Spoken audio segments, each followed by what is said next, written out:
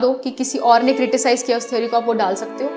जो ये डायग्राम्स हैं, organisation is a open system, तो ये मैंने वो डाल दिया है। OCTs जो होते हैं कि ऑर्गेनाइजेशन के अपॉर्चुनिटी, थ्रेट्स, चैलेंजेस, ये सब चीज़ें जो है वो ऑर्गेनाइजेशन को ओपन सिस्टम बनाती है, लेकिन हमने इसमें क्या रखा हुआ है, क्लोज रखा है। तो इसका तो शॉर्ट नोट हम जो है वो कभी पैराग्राफ फॉर्म में लिखते नहीं है, तो मैंने यहाँ भी पॉइंट फॉर्मेट यूज़ किया है, बट यूजुअली हमें लगता है नोट पूछा है तो हम पैराग्राफ में लिख दें, बट UPSC में इट्स अ जर्नल ट्रेंड कि आप नहीं लिखो तो बेटर है।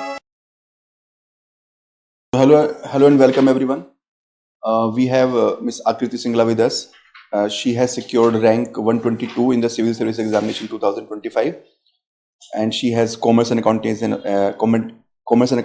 as an optional. And she has been the student of Didemy IAS since 2023. She joined in the Daily Answer Writing Test Series program in 2023.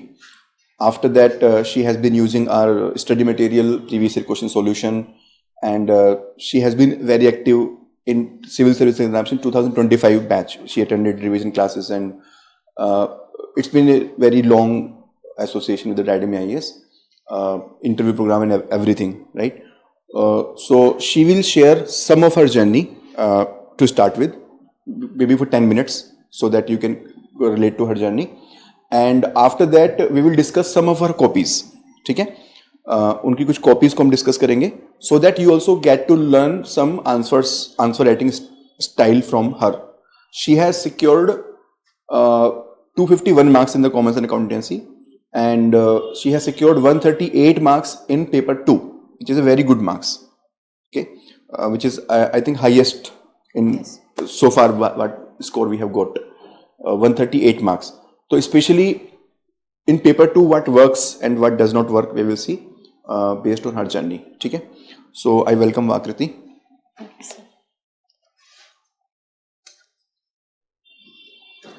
So Akriti को मैं अभी request करूँगा कि she will share her journey and then we will discuss her copies, and after that then you can ask your own questions, whatever questions you want to ask about optional, about GS or anything else.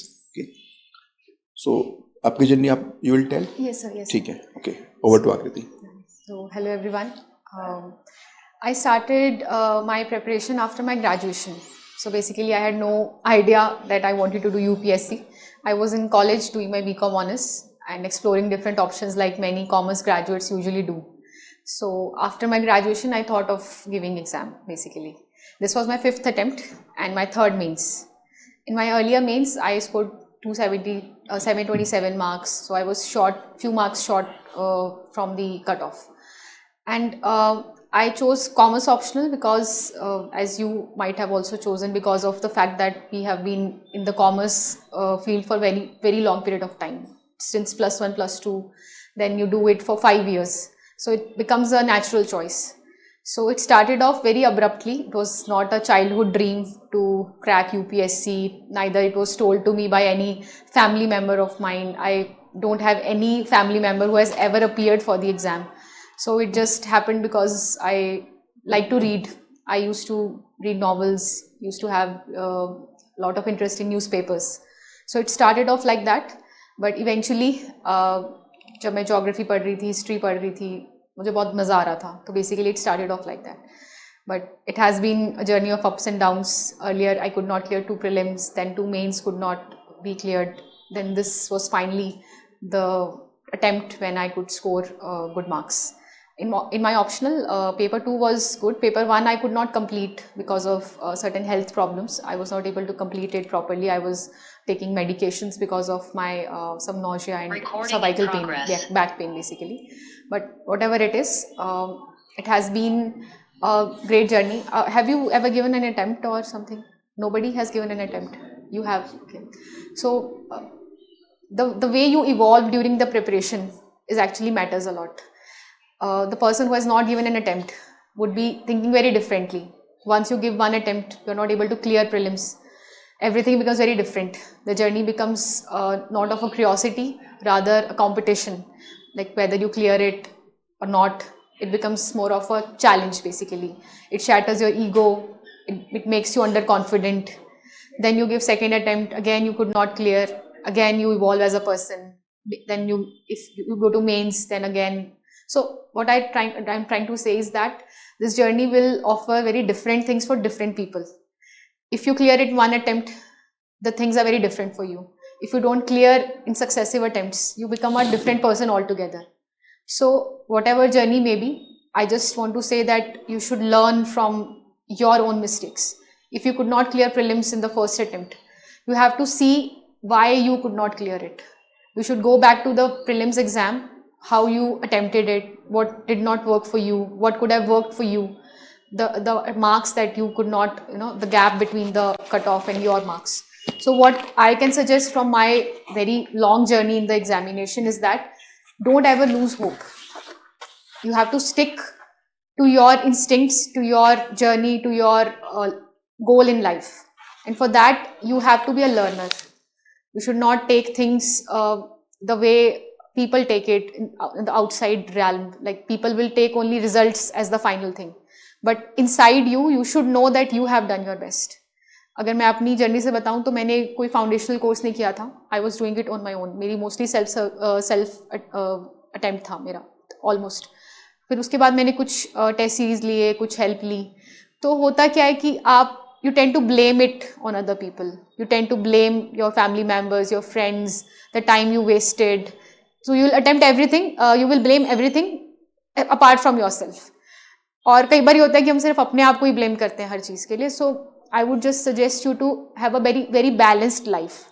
जैसे अगर आपका attempt नहीं हुआ है, clear नहीं हुआ exam, so you should be considerate of the good things that you could do. And you should be harsh for the things that you could not do. वो extreme नहीं होना चाहिए कि पूरी गलती ही मेरी है या पूरी गलती किसी और की है. So be very self aware that what could not be done properly by you and what you could do. तो उसको आप कर सकते हो, क्योंकि कई बार ऐसा होता है कि one feel very stressed after not clearing the exam. मेरे साथ तो हुआ है. I hope if you are able to handle it well then it's very fine. But जैसे आप देखोगे फर्स्ट प्रीलिम्स नहीं हुआ, so you will waste 2 months after your prelims कि अभी तो सब दुनिया ख़त्म हो गई है, अब तो कुछ नहीं होगा. ऐसा मेरे साथ हुआ था, पता नहीं काफ़ी लोगों के साथ होता है. You tend to waste 2 months. उसके बाद आप शुरू करते हो, then if you do not clear mains, फिर टाइम ही नहीं होता है इतना प्रीलिम्स के और मेंस के बीच में. तो अपने आप को हैंडल करना, to have good mental and physical health is very important. अगर आप कुछ स्पोर्ट्स करते हो, पॉजिटिव माइंड सेट रखते हो, प्रोग्रेसिव लोगों के साथ रहते हो, चाहे आपका ग्रुप छोटा हो बट प्रोग्रेसिव होना चाहिए, अच्छे टीचर्स मेंटर्स की बात सुनते हो, तो ये चीज़ें I think what I have seen in my journey may help you. बाकी आप लोग कुछ स्पेसिफिक पूछना चाहते हो then I would be very happy to help. या सर पहले ये डिस्कशन के बाद. हाँ, yes. So basically first we will discuss her copies, है ना, so that you learn from there. सो अभी थोड़ी देर पहले हम लोगों ने एक डिस्कशन वीडियो रिकॉर्ड करी है पूरी स्ट्रेटजी के बारे में. तो complete strategy of optional you will learn from there. आपको वो हम लिंक शेयर कर देंगे. एंड अभी मैं आपको ब्रीफली बता देता हूँ उनकी जो स्ट्रेटजी रही है. Initially she used some sources from the market, then she used some original books after that, and in the last 2 years she has been using the notes of Dadimi IAS in addition to those basic books whatever she referred. तो वो सब चीज़ें हमने discuss किया है अपनी जो हमने पॉडकास्ट रिकॉर्ड किया है वीडियो में, ठीक है, वो आप वहाँ से देख लीजिएगा. और अभी हमारा जो पर्पस है to show your to the copies is actually for you to learn कि हमें अल्टीमेटली क्या चीज़ ध्यान में रखनी होती है जब हम पढ़ रहे होते हैं, है ना, और उस चीज़ को कैसे इनकॉर्पोरेट करना होता है. Because ultimate climax of the preparation is the answer writing. ठीक है, तो उनके आंसर से हम देखेंगे कि उन्होंने अपने आंसर्स में चीज़ों को किस तरह से इनकॉर्पोरेट किया. और उसके बाद आपके जो भी क्वेश्चंस होंगे मोस्ट वेलकम, आंसर्स के बारे में या किसी और चीज़ के बारे में भी. So these are some of her copies which she wrote in civil service exam 2025. उस समय जो हमारा डेली आंसर राइटिंग वगैरह चल रहा था. So this is from the OT. So I will ask आकृति टू एक्सप्लेन अगर आपको याद आ रहा है क्या क्या चीज़ें आपने किस पर्सपेक्टिव से लिखी थी. ये आपका OT का टेस्ट है जो हम मेन से पहले देते हैं. मेन से दो तीन महीने पहले जो चलता है programme. Yes, you want to explain? Yes sir. So first let's move on to the questions itself. So I hope you have read OT or you have basic, yes. So how is systems approach to organization theory different from contingency approach? So यहाँ पे they are comparing two different theories basically. तो intro में I have used both systems approach and contingency approach to organization theory are modern organization theories. क्योंकि differences पूछे थे तो I started off with some similarity basically. अगर हम कुछ और चीज़ें यूज़ करेंगे तो वो थोड़ा जेनरिक लगता. इसमें हमने मेंशन कर दिया कि ये दोनों मॉडर्न ऑर्गेनाइजेशन थियरीज हैं. Please keep writing some pointers. जो इन्होंने जैसे बहुत अच्छा पॉइंट रेस किया कि डिफरेंसेस पूछे हैं तो हमें कुछ सिमिलैरिटी से स्टार्ट कर सकते हैं. This is one way to start introduction. तो कुछ पॉइंटर्स आप नोट करते रहिए जो भी आपको ठीक लगते हैं. Both the theories consider environmental factors impacting the organization and integrates them with classical and neoclassical approach. अब फिर से एक और सिमिलैरिटी है कि दोनों में जो environmental aspect है वो important है. तो मैंने क्या किया, एक ट्रेडिशनल इंट्रो ना लिखते हुए, एक ट्रेडिशनल इंट्रो क्या होती है कि सिस्टम्स की कुछ बेसिक डेफिनेशन हमने दे दी, कंटिजेंसी की डेफिनेशन दे दी, बट वो रेपिटेटिव हो जाता, इसलिए मैंने सिमिलैरिटीज लिख दी बेसिकली. उसके बाद ये टैबुलर फॉर्मेट में मैंने इसलिए यूज़ किया है क्योंकि इससे आपके पॉइंट्स जो है वो क्लियरली दिखते हैं. पैराग्राफ फॉर्म्स हम वैसे भी नहीं यूज़ करते हैं यूपीएससी में किसी भी क्वेश्चन के लिए, तो फिर मैंने इसको टैबुलर फॉर्मेट में यूज़ किया है. That systems approach is certain and predictable and environment is uncertain and unpredictable. तो फर्स्ट, वैसे मैंने इसमें बेसिस नहीं लिखे हैं. If you can write basis तो वो और अच्छा हो जाता है. वो कई बार टाइम कंज्यूमिंग होता है, मेरे पास बेसिस नहीं होंगे उस टाइम पे, तो मैंने नहीं लिखे. But if you could write a basis you could also incorporate that as a third tabular format में आप यूज़ कर सकते हो. Deterministic approach, probabilistic approach. अब ये चीज़ें ऐसी हैं कि आप ऑन द स्पॉट याद नहीं कर सकते. ये आपने अगर नोट्स में लिखा हुआ है तो ही आप यहाँ पे जाके लिख पाओगे. उस टाइम पे आप सोच नहीं सकते इनके डिफरेंसेस. तो मैंने क्या किया हुआ था, इन थियोरीज के मैंने बहुत अच्छे से नोट्स बनाए हुए थे. जब मुझे कोई और चीज़ें मिलती थी तो मैं वहीं पे उसको लिख लेती थी, क्योंकि ये चीज़ें आप कभी भी ऑन द स्पॉट नहीं लिख सकते कि डिफरेंस अब आपको आ गया है. लिख भी लोगे तो वो जनरल सा आंसर आएगा, वो अच्छा आंसर नहीं आएगा. फिर theoretical framework to organization understanding, prescriptive approach to organizational structure and goals. अब देखो इसमें theoretical versus prescriptive. theoretical होता है कि जो चीज़ें सिर्फ डिस्क्राइब करती है ज़्यादातर, और prescriptive है कि वो कुछ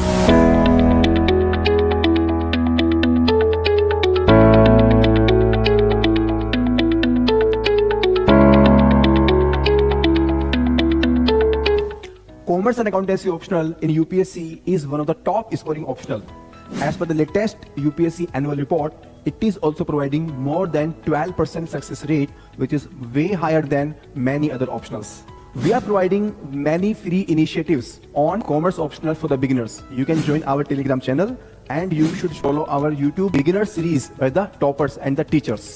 You can also schedule one-to-one mentoring call with me to plan your strategy for the commerce optional. Our courses on the commerce include classroom course, enriched study material, detailed solution of the previous year questions, and the daily answer writing mock test and practice. We are also adding the value through value additions.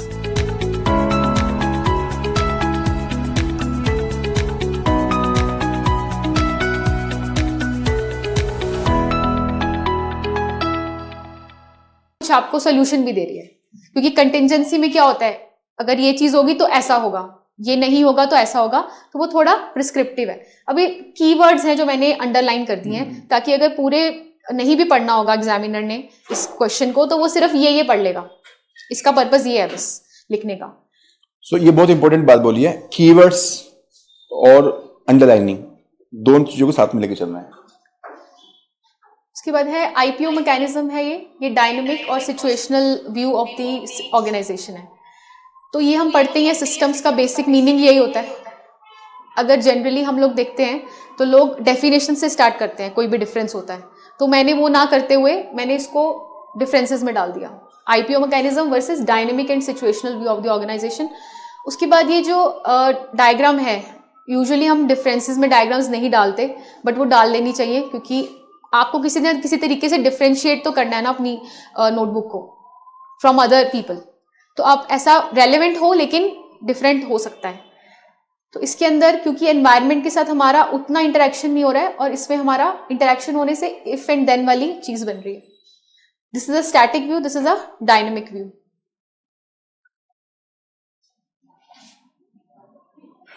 अब जैसे उसमें focus हो रहा है focus on elements, इसमें focus हो रहा है डिफरेंशिएशन एंड इंटीग्रेशन। तो ये छोटी छोटी डिफरेंसेस हैं जो आपको अपने नोट्स में लिखते रहना चाहिए। फिर मैंने उसके बाद प्रोपोनेंट्स यूज किए हैं जो हम थिंकर्स यूज करते हैं, कि वो वाले थिंकर्स कौन से हैं जो सिस्टम थ्योरी में मानते हैं और ऐसे कौन से प्रोपोनेंट्स हैं जो कंटिंजेंसी थ्योरी में मानते हैं। तो देखो अब कोई भी पॉइंट रिपीटेटिव नहीं है, हर पॉइंट डिफरेंट है, किसी में प्रोपोनेंट्स लिखे हैं, किसी में जो है वो डायग्राम बनाई है। तो रिपीटेटिवनेस जो यूपीएससी के नेचर के अगेंस्ट है, उनको ये बात पसंद नहीं है कि आप कोई भी पॉइंट को बारी बारी लिख रहे हो। तो आप कम लिखो बट लिखो हर पॉइंट यूनिक और हर पॉइंट सॉलिड पॉइंट बेसिकली।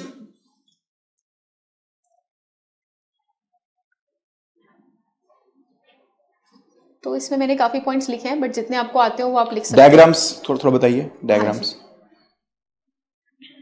अब इसके अंदर ये एनवायरनमेंट में मैंने लिखा है कि emphasise synergistic forces between elements and external inputs and congruence between environment and organisation. यहाँ पे हम सीधा सीधा फोकस करते हैं कि कितना कॉन्ग्रुएंस हो रहा है। तो high congruence is success, low congruence is failure. तो आप ऐसे छोटे छोटे डायग्राम्स बना सकते हो कि उसमें थोड़ा डिफरेंट लगे चीजें। ये बहुत अच्छा डायग्राम है, बहुत ही क्रिस्प और इसको एक्सप्लेन भी कर दिया हल्का सा। और एक डायग्राम आपको यहाँ पर भी था, यस। सो दिस इज, ये डायग्राम आपको पहले से ही आपने इसको बना के रखा था अपने पास या ऑन द स्पॉट बन जाते हैं आपसे? नहीं, ये मैंने पहले से बना के रखे थे और ये ऑथेंटिक डायग्राम्स हैं, मतलब मेरे अपने बनाए हुए नहीं है, जो भी थिंकर्स और थियरिस्ट हैं उनके ही हैं ये। क्योंकि अगर हम ऑप्शनल में ज़्यादा इनोवेटिवनेस लाने की कोशिश करते हैं अपने एंड पे, तो वो जो लोग चेक कर रहे हैं मुझे ऐसा लगता है कि उनको वो चीज़ पसंद नहीं आती। रीज़न बीइंग वो चीज़ें जो हैं वो बहुत ज़्यादा हम अपने एंड पे ले आते हैं। वो जीएस में चल जाता है बट ऑप्शनल में मुझे नहीं लगता करना चाहिए, क्योंकि फिर वो पीएचडी और बहुत ऐसे लर्नेड लोग होते हैं उनको पसंद नहीं आता वो चीज़ें। ये सब चीज़ें डायग्राम आपके बुक्स में मटेरियल वगैरह में है, ठीक है। उस समय हमारे पास बुक्स नहीं, जिस समय आकृति अपने नोट्स बनाए थे उस समय पे बुक्स नहीं थी हमारी मार्केट में, तो मतलब बुक्स थी नहीं उस समय, हमारी 2022 से आई है, तो इसलिए। लेकिन आपके लिए अभी ज़रूरत नहीं है आपको अदर बुक्स करने की, वो सब चीज़ें आपके नोट्स में ऑलरेडी हैं। मतलब जस्ट मैं आपको बताने देना चाहता हूँ कि you don't need to refer to other standard books now.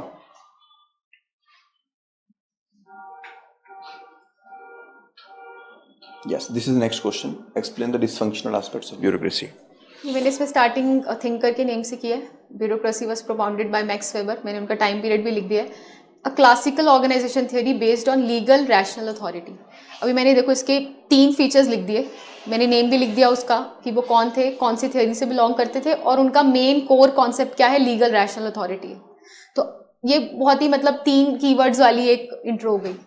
उसके बाद ब्यूरोक्रेसी के मैंने नॉर्मल से फीचर्स बता दिए कि क्या फीचर्स होते हैं, क्योंकि हमें पूछा था डिसफंक्शनल फीचर्स क्या है। क्वेश्चन इज अबाउट डिसफंक्शंस, तो हल्का सा इन्होंने इंट्रोडक्शन दिया है जिसमें टाइम लाइन भी लिखी है, क्लासिकल थ्योरी का पार्ट है, लीगल रैशनल अथॉरिटी है, और फिर हल्के से इन्होंने फीचर्स बताए हैं। एक्सप्लेनेशन बिल्कुल भी नहीं की है, बहुत ही प्रिसाइज वे में इन्होंने लिखा है, यानी कि every word is adding some value in the answer, ठीक है।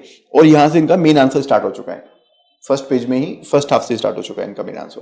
And again she has diagram, ये देखिए पेपर 2 में I used a lot of diagrams, लेकिन कोई डायग्राम ऐसे इनोवेटिव मैंने अपने तरीके से नहीं की थी, मोस्टली थिंकर्स की डायग्राम्स ही थे। डिसफंक्शनल एस्पेक्ट्स में over emphasis on rules and regulations, ये आपने सब पढ़े होंगे कि क्या क्या प्रॉब्लम्स हैं, तो सब पॉइंट फॉर्म में मैंने लिखा है। क्लोज सिस्टम है, ऑर्गेनाइजेशन को हमने ओपन नहीं माना हुआ, तो जो भी प्रॉब्लम्स रही हैं ब्यूरोक्रेटिक थॉमसन हैज क्रिटिसाइज्ड, देखो थिंकर का नाम यहाँ पे मेंशन कर दिया। तो अगर आप बीच बीच में आपको कुछ याद हो कि किसी और ने क्रिटिसाइज किया उस थ्योरी को, आप वो डाल सकते हो। जो ये डायग्राम्स हैं, organisation as a open system, तो ये मैंने वो डाल दिया है। OCTs जो होते हैं कि ऑर्गेनाइजेशन के अपॉर्चुनिटी, थ्रेट्स, चैलेंजेस, ये सब चीज़ें जो हैं वो ऑर्गेनाइजेशन को ओपन सिस्टम बनाती हैं, लेकिन हमने इसमें क्या रखा हुआ है, क्लोज रखा हुआ है, तो इसका डिसफंक्शन है बस।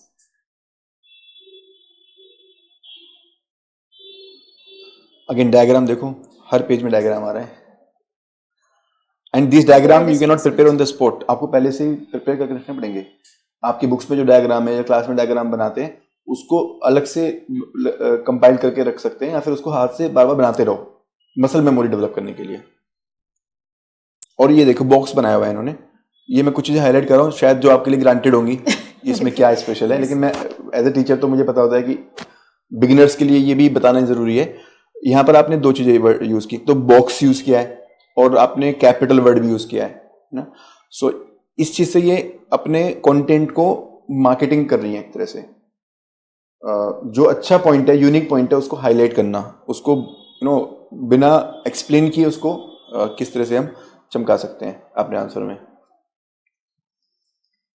अभी जैसे इसके अंदर मैंने ट्रेंड इनकैपेसिटी लिखा है, तो ये keywords कुछ कीवर्ड्स हैं जो आपको लिखने चाहिए। होर्डिंग अथॉरिटी है, तो ये आपको नोट्स में मिल जाएंगे आपके, बट और देखो शी हैज रिटन लैंग्वेज। एक चीज आप नोटिस करो कि ऐसा नहीं है कि बस कीवर्ड लिख के छोड़ दिया, जहां पर एक्सप्लेनेशन की जरूरत है she is writing personal advancement and innovation will be hampered due to employees required to use rules in a situation, it is called trained incapacity. यानी कि हल्का सा एक्सप्लेन भी किया हुआ है एक सेंटेंस में, सिंपल सेंटेंस में कीवर्ड को यूज करते मेन कॉन्सेप्ट को क्लिक करते हुए, ठीक है। उसी तरह से hoarding authority, poor delegation of authority and greed for more authority creates over centralised working leading to low outcomes. तो ऐसा नहीं है कि जनरल वे में लिखा है, अपनी लैंग्वेज में उसको लिखा है, लेकिन कीवर्ड को यूज करते हुए और उस टॉपिक से रिलेट करते हुए आपको पढ़ के लगेगा कि हाँ ये ऑप्शनल का आंसर है, it is not a GS answer कि आप कुछ भी वहां पे लिख देंगे, ठीक है। और हर पॉइंट को सब्सटेंशिएट करते हुए, राइट, जहां पर एग्जांपल की जरूरत है वहां पर एग्जांपल भी, कीवर्ड की जरूरत है कीवर्ड, डायग्राम है डायग्राम। देखो यहाँ पे भी एग्जांपल की जरूरत नहीं है तो एग्जांपल नहीं लिखेंगे। यहाँ पे हम लोग जीएस में पढ़ते पढ़ते बहुत ज्यादा एग्जांपल एग्जांपल एग्जांपल करने लगते हैं, तो ऐसा नहीं है कि हर केस में एग्जांपल आपको लिखना है। जहां पर एग्जांपल की जरूरत है वहीं पे लिखेंगे, हर जगह नहीं लिखेंगे आप। Yes please. So dysfunctional behaviour हमें पूछा था, तो एंड में आप कुछ सजेस्टिव भी दे सकते हो, जैसे मैंने इसमें दिया है कि how can we make bureaucracy efficient. तो सॉल्यूशन ओरिएंटेड आप एंड में जा सकते हो, तो थोड़ा सा लिख सकते हो। मेन डिमांड ये नहीं थी क्वेश्चन की, वो हमने मीट कर दिया है।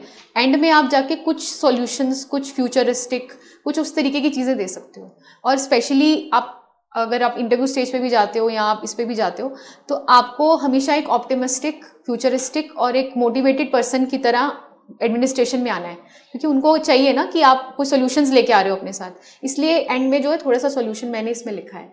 जैसे इसके अंदर मैंने 2-3 पॉइंट्स बताए हैं कि फ्लेक्सिबिलिटी आ सकती है थोड़ी, इन्वायरमेंट को आप इनकॉर्पोरेट कर सकते हो, ट्रेनिंग और रिवॉर्ड्स दे सकते हो, क्योंकि ब्यूरोक्रेसी में लोग मोस्टली मोटिवेटेड नहीं होते। तो ये मैंने सिर्फ सजेशन दिया है कि ब्यूरोक्रेसी के डिसफंक्शंस को कैसे थोड़ा इंप्रूव कर सकते हैं। लेकिन एंड में फिर आप किसी थियोरी को बिल्कुल बकवास भी नहीं कह सकते हो, उसके अपने कुछ फायदे भी हैं, कुछ नुकसान भी है। तो bureaucracy works for organisations which require stability. कुछ ऑर्गेनाइजेशंस जिनको कंटिन्यूटी चाहिए, जिनको इम्पार्शियल वर्किंग चाहिए, उनके लिए ब्यूरोक्रेसी वर्क करती है। तो आप इस तरीके से एंड कर सकते हो। कभी भी किसी थियोरी को हमने ओवर क्रिटिसाइज भी नहीं करना, चाहे क्वेश्चन क्रिटिसिज्म का, आपने कंस्ट्रक्टिव क्रिटिसिज्म दे दिया, आपने उसके सॉल्यूशंस बता दिए, बट उसके अपने बेनिफिट्स हैं वो भी बता दिए। एडोक्रेसी, अभी इन्होंने पूछा है हमें नोट, शॉर्ट नोट ऑन एडोक्रेसी। तो शॉर्ट नोट हम जो है वो कभी पैराग्राफ फॉर्म में लिखते नहीं है, तो मैंने यहाँ भी पॉइंट फॉर्मेट यूज किया है, बट यूजुअली हमें लगता है नोट पूछा है तो हम पैराग्राफ में लिख दें, बट यूपीएससी में इट्स अ जर्नल ट्रेंड कि आप नहीं लिखो तो बेटर है। तो मैंने इसमें adhocracy was popularized by Alvin Toffler and Mintzberg. तो मैंने जिन लोगों ने पॉपुलराइज किया उनके नाम दिए हैं। It is a structure polar opposite of bureaucracy. बिल्कुल डिफरेंट है ये ब्यूरोक्रेसी का, बिल्कुल एक्सट्रीम है उसका। इसके फीचर्स लिखे हैं, मैंने वही हाईलाइट किए हैं। इसके फीचर्स क्या हैं कि it is temporary, so the original idea was to have operational teams who are self directed working on a specific project. एडोक्रेसी का मतलब यही होता है कि आप अपनी तरीके से अपनी मर्जी से काम कर रहे हो बेसिकली। तो वो मैंने कुछ कीवर्ड्स हाईलाइट कर दिए हैं। इसमें लो वर्टिकल डिफरेंशिएशन है, स्ट्रक्चर बहुत फ्लैट है। तो ये ऐसी चीजें हैं ना जो हमारे सिलेबस से रिलेट होती हैं, ये जरूर आनी चाहिए, क्योंकि ये आपको पता लगता है कि आप कोर सब्जेक्ट के ऊपर ही रह रहे हो, अदरवाइज थोड़ा जर्नलिस्टिक हो जाता है। इसलिए मैंने इसमें फ्लैट स्ट्रक्चर यूज किया। फिर मैंने हॉरिजॉन्टल डिफरेंशिएशन की बात कर दी, लो फॉर्मलाइजेशन की बात। तो सब हमारे टॉपिक्स ही हैं बेसिकली, लेकिन stick to the subject core basically. Relevant होना चाहिए, मतलब जो टॉपिक पूछा गया उससे रिलेट करना होना चाहिए। अभी जैसे मैंने इसमें ये वाली डायग्राम यूज किया एडहोक्रेसी की, कि कोई भी स्ट्रक्चर नहीं है, अपनी मर्जी से लोग एक दूसरे के साथ इंटरैक्ट कर रहे हैं according to needs. Self directed है, कोई बॉस नहीं है इनका, कोई भी ऊपर नीचे कुछ भी नहीं है। तो इस तरीके की आप डायग्राम्स जो है वो यूज कर सकते हो। एग्जाम्पल इन्होंने यूज किए हुए हैं, कंसल्टेंसी फर्म, रिसर्च डेवलपमेंट। और देखिए एग्जाम्पल, ये गूगल का एग्जाम्पल है, ये हमने कंपाइलेशन में दे रखा था, याद है मुझे। Google provides 20% of time for on creative product development which leads to. तो एग्जाम्पल आपको बस हल्का सा टच करना है रेलिवेंट जगह पे। जैसे इन्होंने यहाँ पे लिखा लो कंट्रोल, फिर लो कंट्रोल किस तरह से इन्होंने तो एग्जाम्पल ऐसा नहीं है कि बहुत सारे एग्जाम्पल हैं, लिमिटेड एग्जाम्पल। यहाँ पर कॉन्सेप्चुअल क्लैरिटी ज़्यादा मैटर करती है ऑप्शनल में। लास्ट में फिर कंक्लूजन है आपका। नेक्स्ट क्वेश्चन, नेक्स्ट टॉपिक ओबी। इन्होंने अपने कुछ ऑब्जर्वेशंस भी लिखी हुई हैं जो मैं नॉर्मली उस समय पे देता हूँ। 3 good things, 3 things to improve. क्या लिखा है गुड थिंग्स पे आपने? Again initiative and Writing the test. writing the test. Writing the test is itself. Templates of time themes is Theories is crucial for speed writing. theories is for speed writing. 3 things to improve. Flow of point is Mine mix. is slower than it should be. The Slower points than, were not हाँ. flowing. Work on very- unconventional questions. Question number जो two was advocacy वाला था वो है ना। unconventional. Yes. ये self analysis regular चलता रहना चाहिए आपका डेली बेसिस पर। So theory है ये. Then again I've shown how it is an improvement over Victor Broom's expectancy theory. तो आप रिलेट करते रहें दूसरी theories के साथ, कौन सा किससे पहले आया। अगर आप ये theory किसी theory के बाद आई है तो आप ये intro में यूज़ करो, बट अगर इसका कोई improvement है तो आप वो conclusion में यूज़ करो। जैसे अगर इस theory के बाद कोई better theory आई है तो आप वो conclusion में लिख सकते हो कि इससे improve करना है, बट ये किसी और का improved version है तो मैंने वो लिखा है ये कि it is an improvement over Victor Vroom's. ये बेसिक कॉन्सेप्ट का पार्ट है, मतलब अगर आपको कॉन्सेप्चुअल क्लैरिटी है तो ये आप लिखोगे। ये हम क्लास में भी कवर करते हैं अपने प्रॉपर्ली। उसके बाद ये बस डायग्राम है, ये डायग्राम है, ये प्रॉपर डायग्राम है पोर्टर लावलर मॉडल का। और ये डायग्राम भी आसान डायग्राम नहीं है, इतने सारे इसमें इंफॉर्मेशन है। पॉइंट यहाँ पर ये है कि अब देखो प्रोडक्ट बन चुका है तो हमें लग रहा है कि क्या ही है इसमें, लेकिन यहाँ तक पहुंचने के लिए she has worked a lot. आपको भी काम करना है। देख के आपको कॉन्फिडेंस आ रहा है कि डर लग रहा है? डर लग रहा है कि इतने हाई लेवल पे आपको प्रिपेयर करना है, बट दिस इज गुड कि आपको पहले से पता है कि कहाँ पहुंचना है। एलिमेंट्स हैं मॉडल के, अभी जब आप पढ़ोगे तब आपको ज्यादा पढ़ चुके हो आप ये या नहीं पढ़ा? अभी पढ़ चुके हो? हाँ, तो एलिमेंट्स लिखे हैं, एफर्ट्स, इतना पढ़ते हैं कि भूल जाते हैं कि पढ़ा कि नहीं पढ़ा। तो मैंने बेसिकली ब्रेक डाउन किया है, जो डायग्राम बनाई थी उसी को ब्रेक डाउन करके लिखा है पॉइंट्स फॉर्म में। Rewards, satisfaction, implication. अभी मैंने इम्प्लीकेशंस इन्होंने पूछी थी या नहीं, एक सेकेंड, हाँ पूछी गई थी। What are the implications of these elements in motivating a person. तो आप शुरू में सोच लो कि 2 इसके पार्ट्स हैं और आपके पास कितना स्पेस है। मान लो 2 क्वेश्चंस हैं और आपके पास 4 पेजेस हैं, तो 2 पेजेस आपको एलोकेट करने हैं, तो वो पहले शुरू में ही करके आप रखना। तो अब इम्प्लीकेशंस पूछे तो मैंने देखो यहाँ से स्टार्ट किए हैं इम्प्लीकेशंस।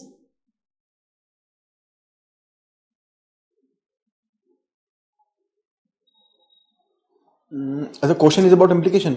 सर 2 पार्ट्स हैं, एलिमेंट्स। अच्छा हाँ, ठीक है, fine. Sorry for intervention. The teacher inside me in between. ठीक है, हाँ, इम्प्लीकेशन।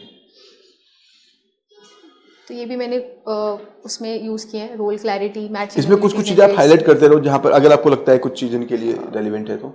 बेसिकली अगर इनको मॉडल बहुत अच्छे से याद है फिर तो थोड़ा बेनिफिट होगा, अदरवाइज वो चीज़ें ऊपर से चली जाएंगी। तो मैं बेसिक चीज़ें बता रही हूँ कि आपको अंडरलाइन करना है, कीवर्ड्स यूज़ करने हैं जो भी आप कर सकते हो, और जितने ज़्यादा आप अपने उस पर स्टिक रह सकते हो अपने सब्जेक्ट के साथ उतना बेटर रहेगा।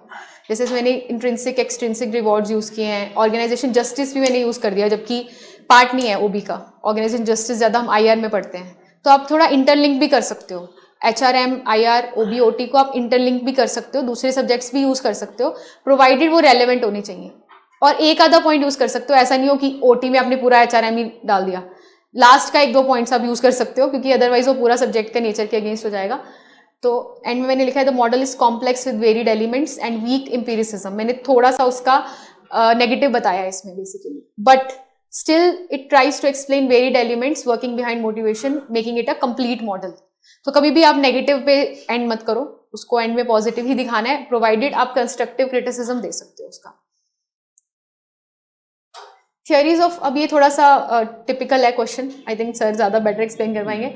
थियरीज ऑफ मोटिवेशन, वही हम डिस्कस कर रहे थे। yes. रॉबिन से डायरेक्टली क्वेश्चन पूछा गया है, Yes. SP रॉबिन से। So theories of motivation are not competitive to each other. Their interrelationship needs an understanding for integrating them. Suggest steps for the same. अब ये ऐसा क्वेश्चन है जो हम यूजुअली तैयार नहीं करके जाते, टेस्ट में मेरे को उसी दिन लिखा होगा बेसिकली, तो मैंने उस दिन लिखा होगा इसको। वैसे 2 बार प्रीवियस क्वेश्चन में आ चुका है ये. Maybe I was not prepared. So theories of motivation are complementary as they approach motivation from different angles and viewpoints. तो मैंने लिख दिया है कि कॉम्पिटिटिव तो है ही नहीं, कॉम्प्लीमेंट करते हैं एक दूसरे को और अलग अलग एंगल्स और व्यू पॉइंट से करते हैं. स्टेप्स क्या है इंटीग्रेट करने के? तो understanding the core premise of each theory and categorising them. तो मैंने अलग अलग थियरीज को टैबुलर फॉर्मेट में लिखा है कि नीड बेस्ड थियरीज क्या फोकस करती हैं, process based non cognitive models क्या करते हैं और नेचर ऑफ ह्यूमन एलिमेंट. तो मैंने इन सबको अलग अलग तरीके से, क्योंकि यही थियरीज हुई हैं, उन सबका फोकस क्या है और थियरीज कौन कौन सी आती हैं. अभी बहुत क्लियर हो गया. अगर हम इस क्वेश्चन को स्ट्रक्चर करने की कोशिश करें, बहुत मुश्किल है कि इसको अप्रोच कैसे करें, कि सारी थियरीज भी आनी चाहिए. अगर आप सारी लिखने लगोगे तो आपके पास वर्ड कम रह जाएंगे. तो टैबुलर फॉर्मेट सबसे बेस्ट तरीका है. अब इसमें मैंने सब कवर भी कर दिया, नीड्स भी, प्रोसेस भी, नॉन कॉग्निटिव भी यूज हो गई और सबका मैंने एक बना के फॉर्मेट ये भी बता दिया कि सब में डिफरेंस क्या है और सबके प्रोपोनेंट्स कौन कौन से हैं. तो आप ये यूज कर सकते हो. टैबुलर फॉर्मेट्स बहुत आपको हेल्प करेंगे एग्जाम में. उसके बाद सेकेंड स्टेप मैंने बताया कि इनके ओवरलैप आइडेंटिफाई कर लो, कि हर थियरी में कुछ ना कुछ कॉमन होगा, उसको आइडेंटिफाई कर लो. फिर इनको इंटीग्रेट करने के लिए आप एक यूनिफाइड इंटीग्रेटेड फ्रेमवर्क बनाओ. जैसे ये हम देखते हैं कि सारी थियरीज को हमने एक जैसा कर दिया. 3 थियरीज जो है हमारी नीड वाली, ये हमने साथ में ले आया.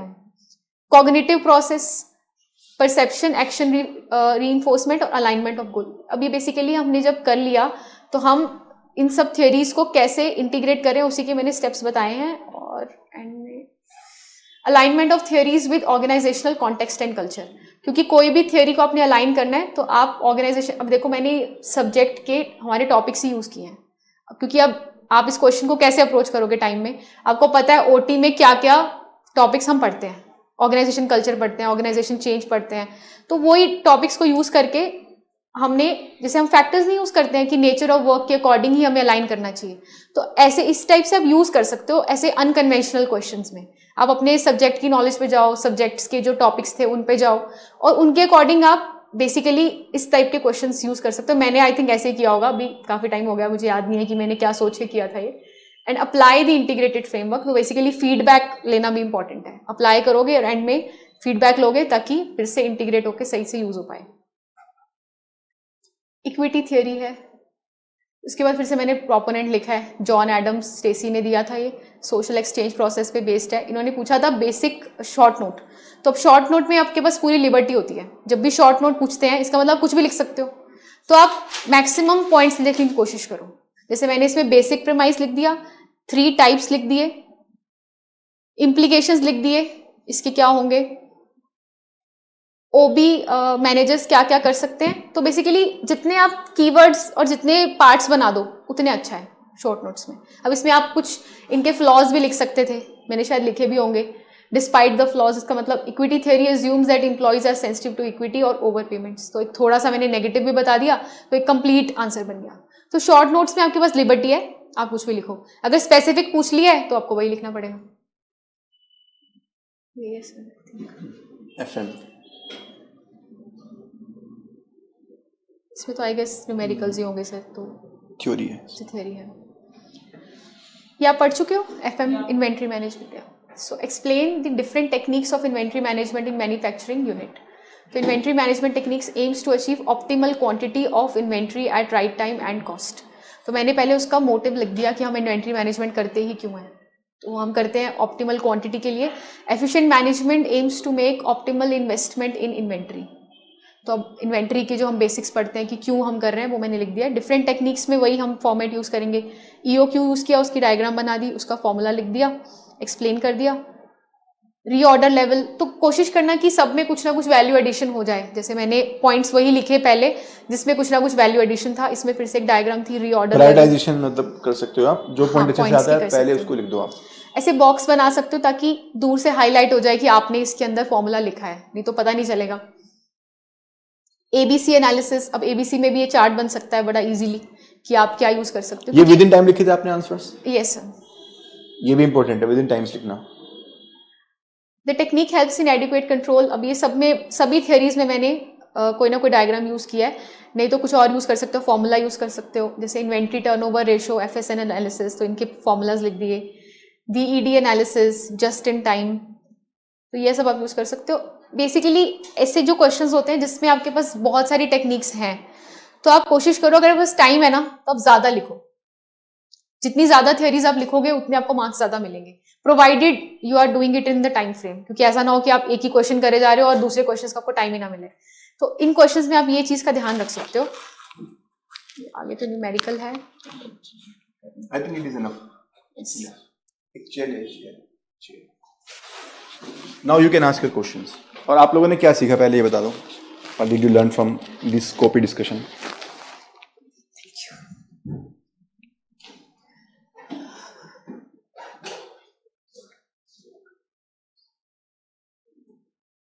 जो भी है whatever, जो भी हमने बोला वही बोल दो आप. कुछ अलग से इनोवेशन नहीं कुछ करना. The answers are so precise. Like if anyone look at the answers, can understand what is written. Anyone, like even if some other background. Well organized, Yeah. well presented also. Well presented as well. तो क्या ये आप first attempt से ही इतने अच्छे answer लिख पा रही थी? No sir. She has It been takes a working lot of continuously. practice. Even though she took break in 23-24 because of her health issue, but she was in consistent touch with the subject. She was making some revision audios for the commerce students. वो revision audios हम अपने student को share करते हैं, आपको भी share कर देंगे. Like she kept working with the subject. She never backed from the subject. तो consistent वर्क करने के बाद ही आपका ये लेवल पहुंच पाता है. जो भी है मतलब it is not few months job, ठीक है. लेकिन हाँ एक अच्छी बात ये है कि अब हमें पता है कि क्या चीज़ हमें कहाँ पर पहुंचना है, हमारे पास क्या रिसोर्सेज हैं, हमें बस उस गैप को फिलअप करने के लिए खुद की मेहनत करनी है उसके लिए, ठीक है. हाँ जी. सो ओके क्वेश्चंस आप ये ले लीजिए प्लीज. यूज द माइक दे दे रहो. जो क्वेश्चन पूछेंगे उनको माइक दे दे रहो. You can just keep. Yes, thank you, ma'am. Thank you for your the explanation that you gave. I just have one question. Like, how do you memorize all the things? Like whatever you have written, it's like so concise and very. Yeah. First of all, you have to make notes. If you have good book with you, keep on writing whatever you find in that book. Keep it precise. If you keep on switching to different sources, you won't be able to memorize anything. So it is better to memorize something rather than everything, because nobody can memorize everything. So keep your sources to the minimum possible, and keep on adding the whatever you learn from different tests that you give, model answers. Keep on writing it in the same source itself. Like I made my own notes. If you have good books, let's say Diademy books you're using, keep on adding the things in the same book itself. If you keep on having scattered resources, you won't be able to memorize anything. So this is the first thing that you can do. Second thing is to make sure that you know what is the balancing of keywords and writing the language. Sometimes you see people writing only keywords, but it becomes very difficult to understand कि लिखा ही क्या है, समझ ही नहीं आ रहा. अब keywords को explain भी तो करना पड़ेगा ना. So precising, it's not writing less. Precise means the person who's checking the copy must understand what is written. Keyword आ रहा है but उसको explain भी करना है आपको.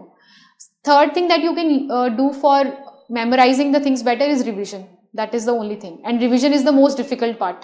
You can pick up a new book every day, but it is very difficult to read the same book every day.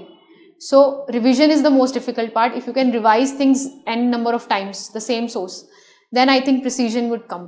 So these three things I think you can do for memorizing better. Like what method do you use? Like someone just we read something and we start writing like that, or you just recall everything? See, it's like I've already mentioned, it is an evolutionary journey. You will not be a same person every day. So the notes you will make today will be irrelevant tomorrow. I have thrown many notes over the years. You will also do it. Reason being, आपको आज लग रहा है कि ये चीज़ें आएंगी exam में, अगली जब थोड़े महीनों के बाद आप पढ़ोगे आपको पता लगेगा ये चीज़ें कभी नहीं आने वाली. तो you will keep on making blunders. वो इवोल्यूशन का पार्ट है. बिकॉज इनिशियली आपको लगेगा कि आप वर्ड मैप आपको याद करना है, तो आप लिखोगे चीज़ें. अभी आप ईरान पे बहुत कुछ बना रहे होगे. I hope you everybody of you clear the exam. Let's say suppose one of you और few of you do not clear the exam. अगले अटेम्प्ट में ईरान विल बी इररेलेवेंट. ऐसा ही होगा ना. तो होता क्या है, it is a dynamic exam. जो चीज़ें स्टैटिक हैं which are never going to change should never be changed by you also. but current is going to change, so I don't see any point in making notes for current because it will be changing every day. आप कितना लिख लोगे? So आप जो आज लिख रहे हो it will be a part of your journey. Next day it will look like कि ये मैंने क्या लिखा था, मैंने इतना बकवास आंसर कैसे लिख दिया था, क्योंकि ऐसा ही होता है ना. You are in a learning stage. Currently you will write a question not good enough. धीरे धीरे आपको पता लगेगा कि how to write answers. You will keep on improving, but उसके लिए प्री कंडीशन क्या है कि आप लिखना शुरू करो. अदरवाइज आप लिखोगे नहीं तो आप फर्स्ट स्टेज में ही रह जाओगे ना. ये बात है. Ma'am, I face so many difficulties while revising, like how to revise. Which subject? Optional or GS or GS. GS? Okay. I haven't started optional yet, so Okay. yeah, Are you giving this attempt? yeah. Okay. So revision also changes with the level. अगर आप prelims के लिए revision कर रहे हो तो आपकी revision अलग तरीके की होती है. अगर मेंस के लिए करो तो अलग होती है. अगर मैं प्रीलिम्स की बात करूं कि रिवीजन कैसे करनी है तो वो हमेशा मॉक से होती है. मतलब there are two ways.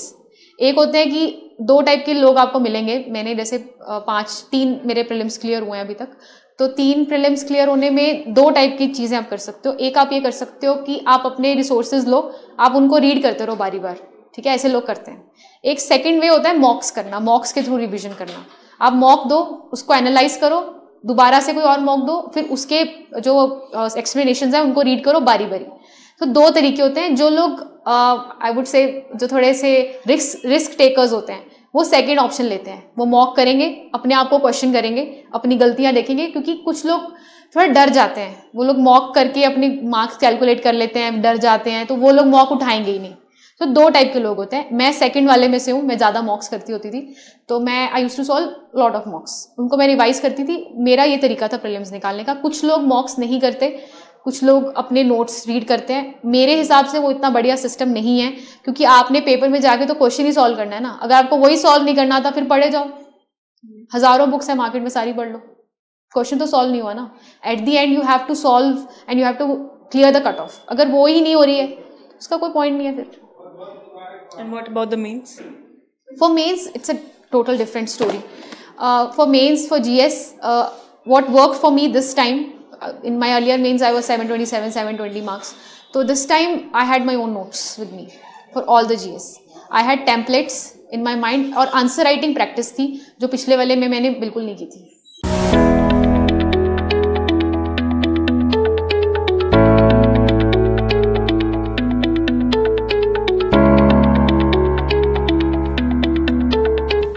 Commerce and accountancy optional in UPSC is one of the top scoring optional. As per the latest UPSC annual report, it is also providing more than 12% success rate, which is way higher than many other optionals.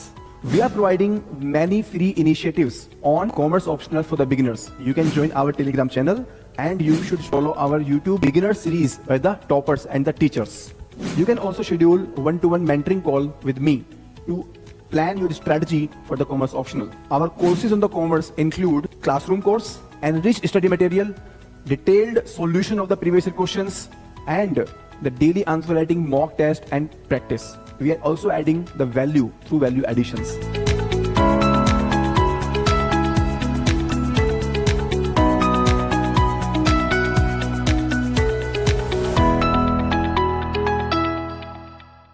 आपको करना ये चाहिए कि आप चीज़ों को ना concise करते रहो.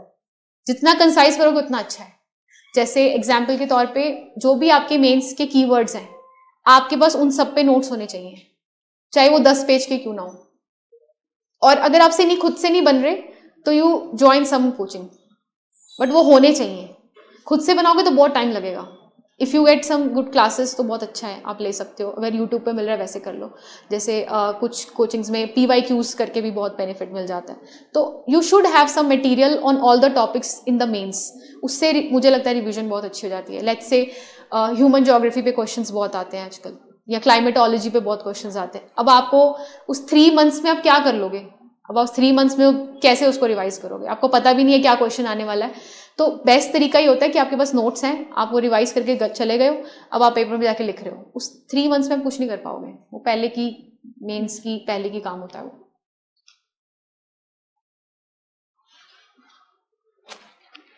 Ma'am, how do you approach prelims? Means ये 2 मंथ जैसे बचे हैं, जैसे मान लो आपने फर्स्ट अटेम्प्ट दे रखा है, उसका सेकंड अटेम्प्ट जा रहे हो, आपको सेल्फ डाउट होगा क्योंकि चीज़ें फिर थिंग्स मतलब सेम ही दिखती हैं, लगती है कि वहीं पे हूँ जहाँ लास्ट ईयर था। तो व्हाट यू डिड, और मैम कैसे आपने प्रीलिम्स फर्स्ट टाइम कैसे वो उसको क्लियर किया, और क्या चीज़ें आपके लिए वर्क की और क्या करना चाहिए, मतलब आप जो बता सको। पहले तो आप ये चेक करो कि लास्ट प्रीलिम्स आपका कितने मार्क्स से रहा था और क्या उसमें गैप था। सबसे पहले चीज़ ये करनी चाहिए, उसको एनालाइज करो, क्योंकि हम अपनी गलतियां ना, हम ह्यूमन नेचर है, हम अपनी गलतियां जल्दी से मानते नहीं है, बट मान लेनी चाहिए, अच्छा रहता है वो। एनालाइज करो आप अपना लास्ट पेपर जो था प्रीलिम्स का, कि उसमें कौन से टॉपिक्स वीक रह गए, या आप प्रेशर के अंडर परफॉर्म नहीं कर पाए, या आपने किया था बट आपने गेस वर्क गलत कर दिया, या आपका अटेम्प्ट कम था। फर्स्ट स्टेप तो ये है। सेकेंड स्टेप ये है, आप अपनी खुद की प्रॉब्लम्स एनालाइज करो कि आपका हिस्ट्री वीक है, आपका ज्योग्राफी वीक है, जो वीक सब्जेक्ट है उसको सबसे पहले निकाल दो, क्योंकि लास्ट डेज में वीक सब्जेक्ट नहीं हो पाता। लास्ट डेज में आपका अगर पॉलिटी स्ट्रांग है ना, आप 2 दिन में भी कर लोगे, बट अगर आप हिस्ट्री आपका वीक है तो वो लास्ट में नहीं होगा, आपको डर लगने लग जाएगा। So pick up the subject which is weakest and which has been the main hindrance. Like I give you my example, in my prelims when I could not clear, मेरा हिस्ट्री वीक था और मुझे पता था कि मेरा history week है। तो जब मेरा फर्स्ट टाइम प्रीलिम्स हुआ था तो मैंने हिस्ट्री पे बहुत काम किया था, फिर मैंने उसको बहुत अच्छा सा टाइम दिया था। आर्ट एंड कल्चर भी मैंने बहुत अच्छे से किया, एंशिएंट मिडिवल बहुत अच्छे से किया, ताकि वो फिर से रिपीट ना हो वो मिस्टेक। और पॉलिटी तो मैंने पढ़ना बंद कर दिया था, मुझे लगता था कि ये मुझे आता है। तो लेट गो भी करना इंपॉर्टेंट होता है एग्जाम में। तो सेकंड चीज आप ये करो, जो वीक सब्जेक्ट है वो पहले कर लो, अभी कर लो, वो उसका अभी 10 दिन ही है उस काम के लिए, उसके बाद आप नई चीजें नहीं उठाना चाहिए, मुझे तो नहीं लगता वो। थर्ड आप ये करो कि आप मॉक्स करो, पहले सब्जेक्टिव मॉक्स दो जो हर सब्जेक्ट के, उसमें चेक करो कि आपके कौन से क्वेश्चन गलत होते हैं। लेट्स से आपने इकोनॉमिक्स उठाया, इकोनॉमिक्स में आपको रेपो रेट और ये सब तो आता है, नीर रीर आपको नहीं आ रहा है, उसका क्वेश्चन आप गलत कर रहे हो, बॉन्ड यील्ड आप गलत कर रहे हो। अब आप क्या करोगे ना, ये भी फिर से ह्यूमन टेंडेंसी है, आप सब कुछ पढ़ के जाओगे, नीर रीर और बॉन्ड यील्ड फिर छोड़ जाओगे आप, और ऐसा करोगे आप, मुझे पता है क्योंकि मेरे साथ भी हो चुका है ना। एवरीबडी इज सेम इन सम। आप ना वो चीजें करते रहोगे जो आपको आती है, जो नहीं आती ना आप वो नहीं उठाओगे, क्योंकि उसमें प्रेशर आता है ना दिमाग पे, जो चीज नहीं आती वो करने में। तो let go of the things that you know, pick up the things that you don't know, ये उसका टाइम है अभी। तो एनालाइज कैसे होगा, मॉक देके होगा, कि ये टॉपिक मुझे नहीं आता, ये मेरा क्वेश्चन गलत होता है, ठीक है, वो चेक करो, आप खुद ही कर सकते हो, nobody can do it for you, you have to do it for yourself, ठीक है। हर सब्जेक्ट का ऐसे करो आप। जब ये हो गया आपका एक राउंड हो चुका है, आपको पता लग चुका है कि मेरे वीक टॉपिक्स मैंने कर लिए हैं, जो स्ट्रेंथ वाले टॉपिक्स थे वो तो आते ही थे आपको। अब एक राउंड हो गया आपका, साथ साथ सी सेट मत छोड़ना, सी सेट इज वेरी इंपॉर्टेंट, ठीक है। और सी सेट के लिए चलो मैं अलग से बताऊंगी वो। एक राउंड हो गया आपका, सब्जेक्टिव पेपर्स हो गए। अब आप क्या करो, आप रिवीजन मोड में आ जाओ, जो मॉक दे चुके हो उठाओ, रिवाइज करो। और उसको रिवाइज कैसे करना है, मॉक्स को सिर्फ दे के मार्क्स नहीं बनाने होते, उसके मॉडल आंसर्स चेक करके उसमें से चेक करो आपकी इसमें से क्या चीज थी जो मुझे पता ही नहीं थी। यू विल रियलाइज जब आप क्वेश्चन सॉल्व करोगे कि आपका जो शॉर्ट आंसर होगा ना वो गलत हो जाएगा, गैस वर्क वाला ठीक हो जाएगा। रीजन क्या है, हाफ नॉलेज होती है वो, जो आप शॉर्ट लगा के आओगे वो आपने अपने माइंड में बनाया हुआ था कि अच्छा इसका आंसर तो यही होता है, लेकिन वो होगा नहीं ऐसा होगा आपके साथ। तो वो अपने आप को एनालाइज करना होता है। जो गेस वर्क वाले क्वेश्चंस होते हैं वो ठीक हो जाएंगे, क्यों, क्योंकि कई बार हाफ नॉलेज तुक्के में बदल के सही कन्वर्ट हो जाती है, लेकिन शॉर्ट वाले आंसर आप गलत करके आओगे। इसका मतलब आपने अपने माइंड में कुछ क्लाउड बना रखा है कि हाँ ये इसका आंसर तो यही है। वो गैप्स आप एनालाइज करो। जब सेकंड रिवीजन पे आओगे तो अपने मॉक्स के आंसर्स लेके आओ, वो मॉक्स के पहले रिवाइज करो उसको, फिर अपने नोट्स जो भी आपने रिवाइज करने वो रिवाइज करो, और उसके बाद आप फुल टेस्ट एंड के 10-15 दिन में आप उठा सकते हो। बट मुझे नहीं लगता फुल टेस्ट इतना इंपॉर्टेंट है, मेरा पर्सनल ओपिनियन यही है कि सब्जेक्टिव टेस्ट जितने इंपॉर्टेंट होते हैं फुल टेस्ट नहीं होते, क्योंकि फुल टेस्ट कभी भी रिपीट नहीं होगा। आप कितने मर्जी कोचिंग सेंटर्स के कितने मर्जी फुल टेस्ट दे दो, कभी ऐसा नहीं होगा कि वो वैसा पेपर आ जाए। UPSC is going to be very unique. आप सिर्फ अपने वीकनेस पे काम करो, अपने क्वेश्चंस टेक्निक बनाओ सॉल्व करने की, मतलब खतरों के खिलाड़ी बनना पड़ेगा। रीजन कि आपको क्वेश्चन का कुछ नहीं आता, फिर भी आप वो क्वेश्चन की सही आंसर पे पहुंच पा रहे हो या नहीं पहुंच पा रहे, ये लेवल की प्रिपरेशन चाहिए होती है फॉर क्रैकिंग प्रीलिम्स क्रैक करना बहुत डिफिकल्ट है। रीजन बीइंग हम अपने सेफ्टी जोन में ही रहते हैं कि अच्छा ये क्वेश्चन, अच्छा खराई कैमल पे क्वेश्चन आ गया तो किसी को नहीं आता, आता है भाई, बहुत लोग करके आएंगे उसको ठीक, और वो बिना पता हुए करके आएंगे। क्यों? क्योंकि उनको तरीका पता है स्कैटर्ड नॉलेज को यूज करने का, कि अच्छा ये तो हो ही नहीं सकता, ऐसे क्वेश्चन सॉल्व करने पड़ते हैं। अब इसको आप तुक्का कह लो, बड़े तुक्का नहीं होता, ये कैलकुलेटेड गेस होता है, इसको कहते हैं स्मार्ट वर्क। वो करना पड़ेगा आपको एग्जाम में, स्मार्ट वर्क करना पड़ेगा। तो मेरे हिसाब से 3 स्टेप्स फॉलो करो, पिछले एनालाइज करो, अपने सब्जेक्टिव उठाओ, अपने वीकनेस जो वीक टॉपिक्स है उनको करो, जो आते हैं उनको छोड़ो, हो जाएंगे वो तो अपने आप, ठीक है। उसके बाद आप अपने मॉक्स जो दिए हैं उनको रिवाइज करो, साथ साथ में अपने जो नोट्स बने हुए हैं, जो भी बुक है उसको रिवाइज करो।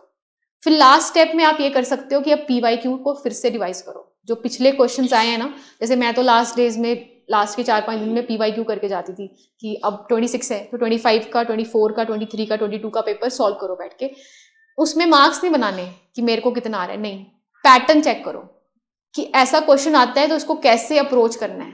जैसे एग्जाम्पल अगर मैं दूं तो एक क्वेश्चन है, UPSC आजकल बहुत पूछ रहा है कि कुछ स्पीशीज के नाम दे देगा, उसके बाद बोलेगा कि ये कौन सी स्पीशीज है, फिश है, लिजर्ड है, क्या है। अब ये क्वेश्चन वो हर साल पूछ रहा है, अब आपको पैटर्न पता लग चुका है कि ये पैटर्न पूछ सकता है वो, तो आपको ये पता लगाना है कि इस टाइप का क्वेश्चन आएगा तो मैं कैसे सॉल्व करूं उसको। ये चीज एलिफेंट पे क्वेश्चन पूछा था, अभी उस टाइम पे सबके लिए नई चीज थी, बट उसके आप ऑप्शंस देखोगे ना, उसको सॉल्व करना बहुत ईजी था, उसमें एलिमिनेट हो रहे थे, क्योंकि कर्नाटका केरला पूछा था, पता है सबको कि किसमें ज्यादा हाईएस्ट है, तो वो एलिमिनेट हो रही थी चीजें। आपको आंसर पे पहुंचना है PYQ, तो पैटर्न समझो उसका। मार्क्स से कोई मतलब नहीं है, मार्क्स तो वो प्रीलिम्स के ही मैटर करेंगे। मॉक्स, मैं तो मॉक्स के मार्क्स कैलकुलेट ही नहीं करती थी, क्योंकि आप मार्क्स पुअर आएंगे, पूरा दिन बर्बाद कर दोगे, अगला दिन बर्बाद कर दोगे कि अरे मेरे तो मार्क्स ही बड़े कम आ गए, रोने धोने बैठ गए हो, कुछ कर रहे हो, मूवी देखने चले गए, आज तो फ्रेश होंगे, आज तो माइंड को लाइट करेंगे। नहीं, मार्क्स कैलकुलेट ही मत करो, डजेंट मैटर। अपने आप को एनालाइज करो कि आपका क्या गड़बड़ है, आपने कहाँ पे गलती की है, उस पर काम करते रहो, क्योंकि मार्क्स तो वही मैटर करेंगे ना जो प्रीलिम्स में आएंगे, कि मॉक थोड़ी मैटर कर रहा है। अपने फ्रेंड के चेक कर रहे हैं, इसके तो ज्यादा आ गए, मेरे कम है, मेरा तो कुछ नहीं होगा, या मेरा तो हो ही जाएगा, जैसे एक्सट्रीम व्यूज में मत जाना।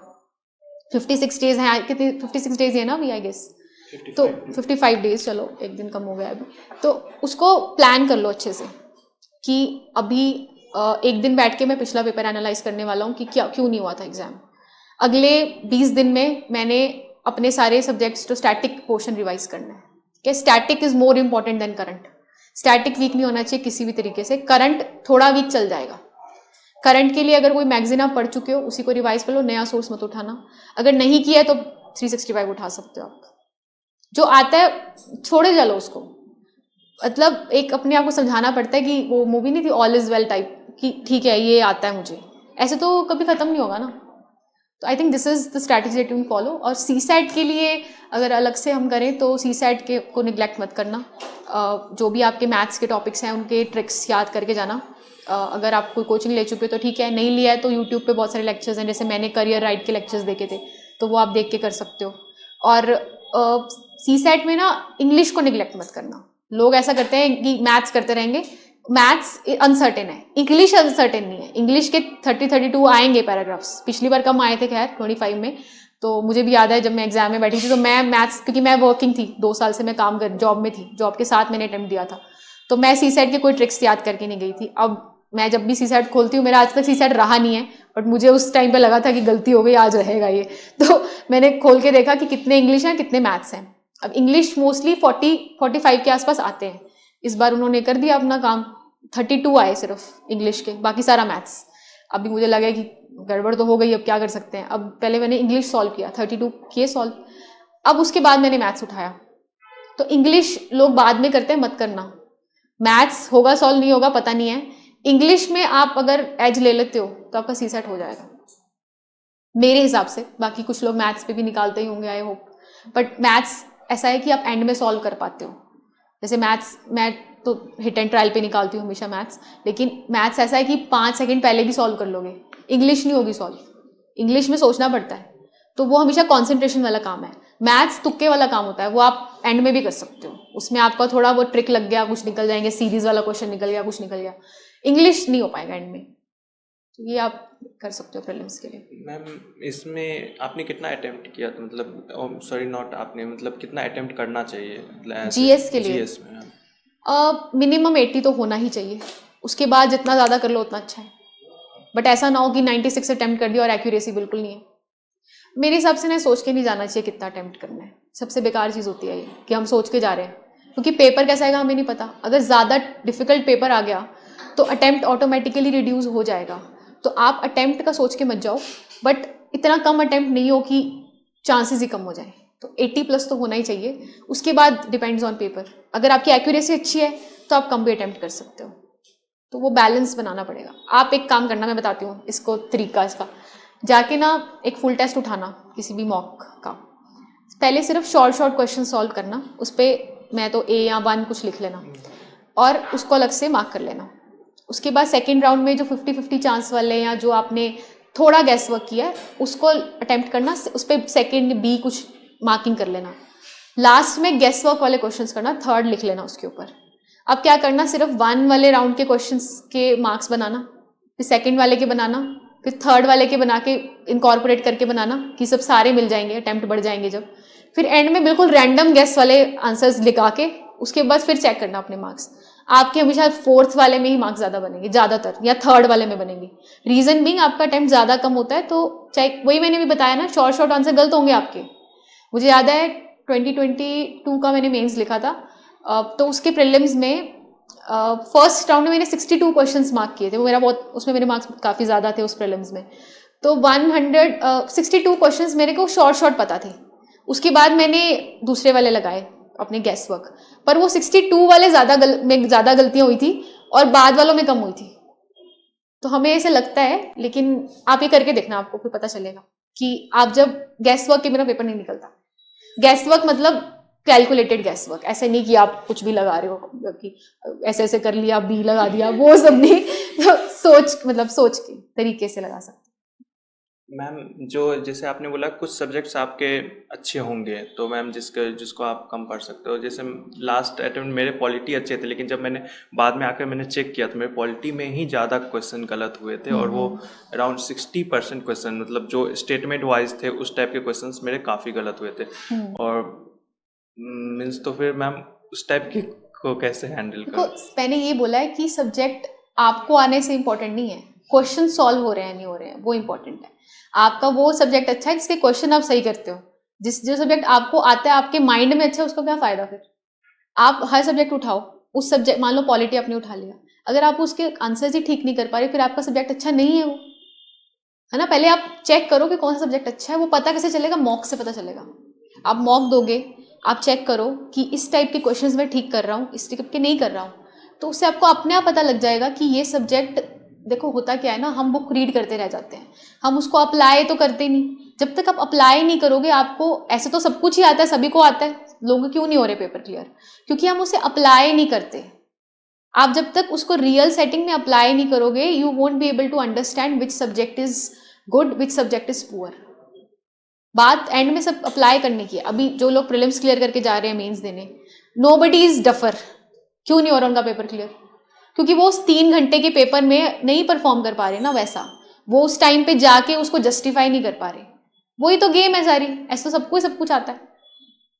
बात उधर परफॉर्म करने की है। तो आप मॉक जब तक नहीं लगाओगे, आपको क्या पता आपका पॉलिटी अच्छा है? आपको किसने बोला पॉलिटी अच्छा है आपका? नहीं अच्छा, क्योंकि क्वेश्चन तो सॉल्व नहीं हो रहे। उन्होंने थोड़ी आपको आके पर्सनली थोड़ी जानते हैं वो आपको कि ये तो बड़ी अच्छा पढ़ लेता है, इसको निकाल देते हैं। उनको कोई मतलब नहीं है। ये तो पेपर आपकी ऐसी ईगो हर्ट करेगा ना। अभी तो आपने तो अटेम्प्ट दिया है, अभी जिन लोगों ने नहीं दिया ना, अच्छी खासी हजामत हो जाएगी आपकी पेपर देने के बाद कि आप कुछ नहीं हो सच में। तो you have to be very mentally strong also. अपने आप की थोड़ी सी धज्जियाँ उड़वानी आ जानी चाहिए। जैसे थोड़े होगा, फिर तो मैं डराना नहीं चाह रही आप लोगों को जिन्होंने नहीं दिया attempt, but you have to be very confident in exam. और कॉन्फिडेंस सिर्फ काम करने से ही आता है। जितना काम करोगे, जितने क्वेश्चन सॉल्व करोगे, अपने आप कॉन्फिडेंस आ जाएगा। अपने आप पता लग जाएगा आपको कि ये क्वेश्चन मेरे से सॉल्व हो रहे हैं। वो कभी भी आप ऐसे अपना स्ट्रेंथ वीकनेस अपने हिसाब से मत चूज कर लो, आप परफॉर्मेंस के हिसाब से चूज करो। ये कहना चाह रही हूँ मैं। मैम, मेरा क्वेश्चन ये है कि जैसे आप बताएं कि आपको पता नहीं था क्या करना है और आप इस पे फील्ड में घुसे क्योंकि आपको पढ़ना पसंद था। मेरा भी ऐसे ही सेम है ऑलमोस्ट, क्योंकि मेरा कॉलेज खत्म हुआ 6 महीने बाद मन किया यूपीएससी करने आ गए, तो आ गए। अब कोचिंग ज्वाइन किए तो कोचिंग के हिसाब में जो पढ़ा रहा है पढ़ रहे हैं, बट उतना आइडिया नहीं है। अगर आप जैसे आप दे चुके हैं, आप क्लियर कर चुके हैं, आप अगर नए नए होते और आपको ज़्यादा पता नहीं हो तो आप कैसे अप्रोच करते कि अगले साल जैसे 2027 में चांसेस बढ़ जाए सिलेक्शन होने का? आप जीएस के साथ ऑप्शनल कैसे और ये ठीक है, अभी आपको कितना टाइम हुआ है प्रिपेयर करते हुए? फेब 2 महीना। 2 महीने हुए हैं, ठीक है, तो आप बहुत बहुत फ्रेश हो अभी बेसिकली। तो सबसे पहले तो आप एनसीईआरटीज रीड करो एज क्विक एज पॉसिबल। आपके पास टाइम 27 में देना है आपने, तो अब टाइम है आपके पास, है ना, 1 साल है पूरा प्रीलिम्स में, अगले 1 year and 2 months you have with you. So in these 2 months अभी आपको अटैम्प्ट तो देना नहीं है, so read NCERTs as fast as possible. अपने आप पढ़ो, don't rely on any teacher और anybody. First of all, self study can never be substituted by any teacher. So for 2 months read NCERTs, पहला काम आप ये करो, basic build करो अपना, ठीक है। बट मैम सारी एनसीईआरटीज नहीं पढ़नी होती है ना, मतलब एनसीईआरटीज वही हम चूज करें जो टीचर्स बोल रहा है कि हाँ ये पढ़ो तो। देखो अभी मैंने कोचिंग फाउंडेशनल कोर्स नहीं लिया है, तो आई कांट रियली से कि कोचिंग्स में क्या रिकमेंड किया जाता है, बट मैंने पूरी सभी एनसीईआरटीज पढ़ी थी। At least once you have to read, क्योंकि उससे क्या होता है, आपको बहुत सारी चीज़ें पता ही नहीं होंगी। लैटिट्यूड लॉन्गिट्यूड आपको पता ही नहीं है, अभी आप पढ़ते रहो कुछ भी, ठीक है। आपके पास टाइम है इसलिए बोल रही हूँ। अभी जो लोग अटेम्प्ट दे रहे हैं ऑब्वियसली वो लोग नहीं पढ़ेंगे। If you have time I would recommend to read NCERTs on your own. If your coaching centre is providing you some material और आपको लग रहा है you can trust that material, so leave everything, then start from that. But basically होता क्या है, coaching materials are more having all the things with it. Problem ये होती है, एनसीईआरटीज बहुत ही बेसिक होती है, सिंपल होती है, सबको समझ आ जाती है, लेकिन कोचिंग मटेरियल हाई लेवल तक जाएगा। ये इसलिए बोल रही हूँ एनसीईआरटीज रीड करने को। एनसीईआरटीज रीड कर लोगे, your base will be good, specially geography की एनसीईआरटीज। ज्योग्राफी की एनसीईआरटीज बहुत अच्छी हैं। हिस्ट्री की एनसीईआरटीज बहुत, मतलब ज्योग्राफी को तो मैं टॉप पे रखती हूँ, वो तो मिनिमम पढ़नी ही चाहिए। तो 2 months मैं अपनी तरफ से बता रही हूँ जो मुझे लगता है कि एनसीईआरटीज रीड करनी चाहिए। उसके बाद आप एक स्टैंडर्ड बुक अगर है तो, नहीं तो आपके जो कोचिंग मटेरियल है वो करो। उसके बाद आप एनसीईआरटीज पढ़ने के बाद एक बार PYQ जरूर चेक करना कि कैसे क्वेश्चंस आ रहे हैं, क्योंकि हम ना ऐसे ब्लाइंडली चलते रहते हैं, हमें पता नहीं होता पेपर में क्या आना है, ठीक है। उसके बाद आप PYQs चेक करो, फिर स्टैंडर्ड मटेरियल पढ़ो, एक बार रिविजन करो, मॉक्स लगाना शुरू करो, फिर आपको धीरे धीरे पता लगने लगेगा कि चीज़ें कैसे आती हैं। और मेंस के लिए आप क्या कर सकते हो, साइड बाय साइड जो है आपके जो भी क्लासेस चल रहे हैं या जो भी आप कर रहे हो, उसका आप आंसर राइटिंग मत करो अभी, क्योंकि आपको अभी पता ही नहीं है कुछ भी कैसे करना है। अभी आप सिर्फ बेसिक पे काम करो अपना। आप, मुझे तो ऐसा लगता है क्योंकि आप फर्स्ट अटेम्प्ट दे रहे हो, तो आप प्रीलिम्स तक आंसर राइटिंग नहीं करनी चाहिए। एक्चुअली मैम मेरे क्लास मतलब मेरे कोचिंग में हर वीक टेस्ट होता है, तो आंसर राइटिंग एक्चुअली हो ही जाता है हर वीक। ठीक है, वहाँ दे रहे हो तो ठीक है, बट मुझे ऐसा लगता है कि आप इनिशियली आंसर राइटिंग करते हो, अभी आपने और समझ में नहीं आता है। हाँ, मतलब आपने अपने कॉपीज ऐसा नहीं, देखे तो वो नहीं हो पाएगा ना, नहीं होता मैंने तो है। ऐसा एक दिन में किया है। नहीं कोई भी जीनियस, ये पेपर इंटेलिजेंस का है ही नहीं, नहीं, ये आपका तो पेपर हार्ड सिर्फ वर्क है। प्रैक्टिस। मैं बता रही हूँ ना आपको, it is not a exam of intelligence. जो लोग बोलते हैं कि this person is intelligent, they are not telling you the truth.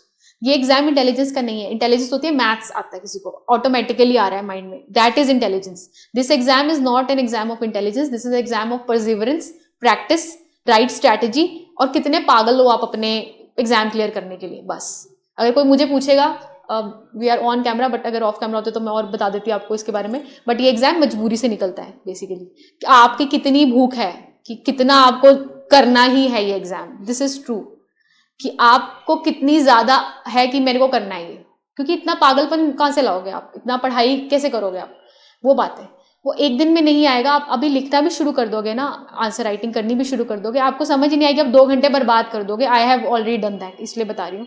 आपको पता ही नहीं, आपको कीवर्ड्स नहीं पता क्या होते हैं, आपको पता ही नहीं बेसिक क्या चल रहा है, आप लिख के भी आओगे लेकिन बकवास लिखोगे। तो आप पहले अपना फाउंडेशन स्ट्रॉन्ग करो, बेसिक्स बिल्ड करो, आपको समझ तो आए कि क्या लिखना है, तभी तो लिखोगे कुछ। तो आई वुड रिकमेंड कि after 1 prelims you should go for answer writing, before that there is no point in my opinion. बाकी तो there are n number of strategies, you can follow any strategy, but my honest opinion would be कि do not even think of writing anything right now, it won't help you. Ma'am अगर अगले साल prelims by chance clear हो गया तो 3 महीने में answer writing कितना पॉसिबल है? ये मुझे पता है, अगर अभी आंसर राइटिंग करोगे तो प्रीलिम्स भी नहीं होगा। प्रीलिम्स होने के बाद शायद कर लो, अगर अभी से इन चक्करों में पड़ गए तो प्रीलिम्स भी नहीं होगा। दिस इज माई गारंटी, ठीक है। मैं अपने एक्सपीरियंस से बता रही हूँ कि अगर आप अब आंसर राइटिंग में लगे 3-3 4-4 घंटे आप वेस्ट करोगे उसमें, I know this, I have been through this. तो आप प्रीलिम्स पे फोकस नहीं करोगे, बेसिक बिल्ड नहीं करोगे, फाउंडेशन अच्छा नहीं होगा, ऑप्शनल करोगे नहीं, तो आपका प्रीलिम्स ही नहीं होगा, फिर आंसर राइटिंग छोड़ो, कुछ भी नहीं होगा फिर। नहीं, आंसर राइटिंग नहीं करना है वही। मैं तो नहीं रिकमेंड करूंगी, बाकी it's up to you if you feel like, देखो there is no one way of doing things, सब लोगों का अपना तरीका है। मेरा जो जर्नी रही है, मेरे हिसाब से मैंने जो आंसर राइटिंग इनिशियल डेज में की थी वो मेरा टाइम वेस्ट था, क्योंकि मुझे पता ही नहीं था कि क्या लिखना है।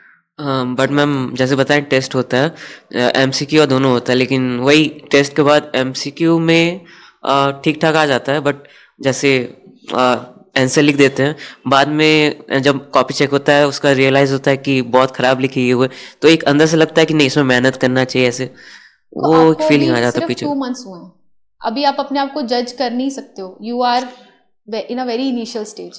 I have seen people putting in 2-3 hours, 2-3 years still writing the most basic answer. ठीक है, तो ये मैंने अभी बोला कि इंटेलिजेंस का पेपर नहीं है, ये टाइम टेकिंग चीज़ है। इसीलिए जो लोग बोलते हैं ना कि 5 वर्षीय योजना बना के आए थे तो 5 year प्लान बना हुआ था, वो अपने आप बन जाता है। रीज़न बीइंग टाइम आपको इन्वेस्ट करना पड़ता है। People who start very early in their college, in their first year, they have already done, उनका वो दिखेगा नहीं कि उन्होंने वो कर लिया है। जो लोग बाद में स्टार्ट करेंगे, जैसे मैंने ग्रेजुएशन के बाद शुरू किया, आपने ग्रेजुएशन के बाद शुरू किया, तो हमें हमारे वो साल दिखेंगे, बेसिकली बात ही होती है, बट टाइम सबको लगा होगा।